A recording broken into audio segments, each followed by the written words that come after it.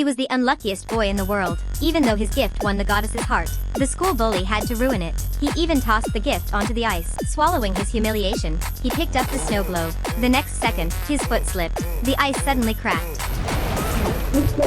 The freezing water nearly choked him. He pounded desperately at the ice, but bare hands could never break through. He thought he was going to drown, until a mysterious force pulled him into a library.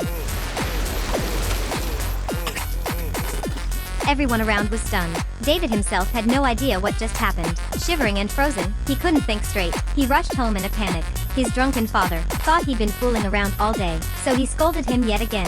After such a miserable day, David finally retreated to his room, but his father kept nagging outside the door. The moment David pushed it open, he was back in the library. From that moment on, David realized he might have gained a superpower. The very next day, he began practicing this strange ability.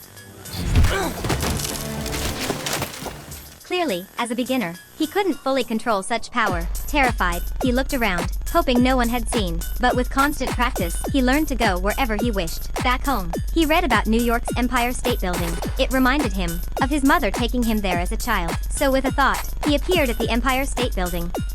Looking at the view before him, he was in disbelief. One day, this ability would bring him limitless wealth. He hurried back home, packed his bags, and prepared to leave his miserable home, just like his mother once did. So could I.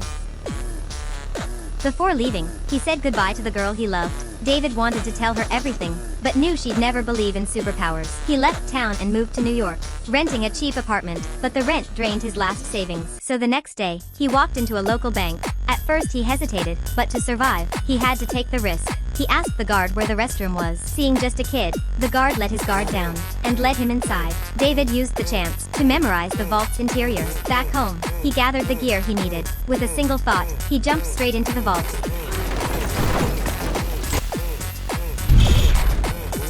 Piles of cash stretched before him. He was overjoyed. He stuffed money into sacks like crazy, hauling it all back to his apartment.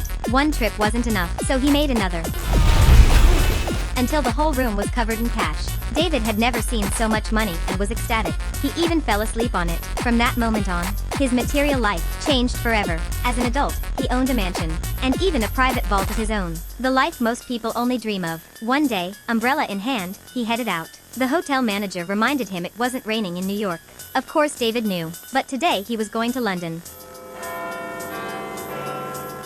Standing on the clock tower, umbrella up, he admired the view. Later, in a pub, he charmed a blonde beauty. Cut to David shirtless, the woman lying quietly on the bed. He seemed pleased with himself. Back at his apartment, he took a photo from the wall. With another thought, he appeared at the place in the picture. 1 second he was surfing, the next he was in Egypt, eating McDonald's under the sun. Life couldn't be better, David thought. Life would always be this good. But one day, a man named Roland broke into his home. He claimed he'd been hunting David for 8 years. Ever since his first bank heist, David wanted to kick the intruder out, but after so long avoiding doors, he'd forgotten how to even open one. Roland stopped hiding his intent and struck David down. It's not over. You answer my question.